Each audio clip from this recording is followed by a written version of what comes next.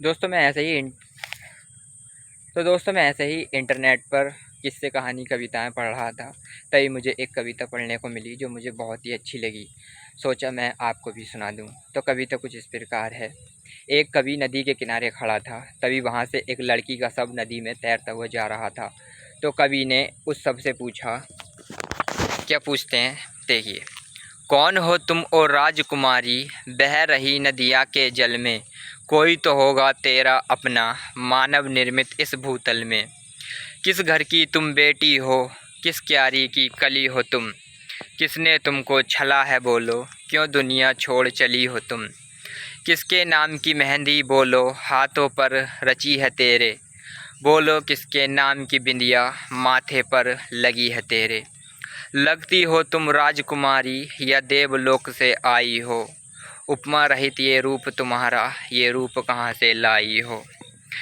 कवि की बातें सुनकर लड़की का सब बोलता है, कवि राज मुझे क्षमा करो, गरीब पिता की बेटी हूँ।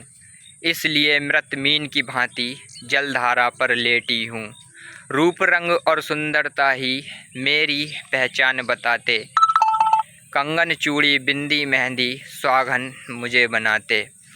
पति के सुख को सुख समझा, पति के दुख में दुखी थी मैं। जीवन के इस तन्हा पथ पर पति के संग चली थी मैं।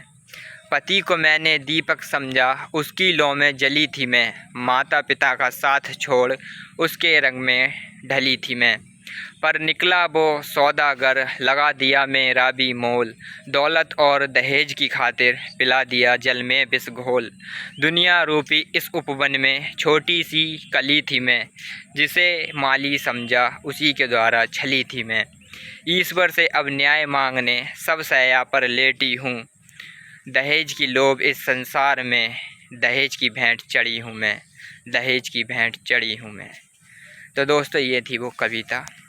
गुस्ताखी हो गई हो किसी शब्द को कहने में तो माफ़ी चाहता हूँ।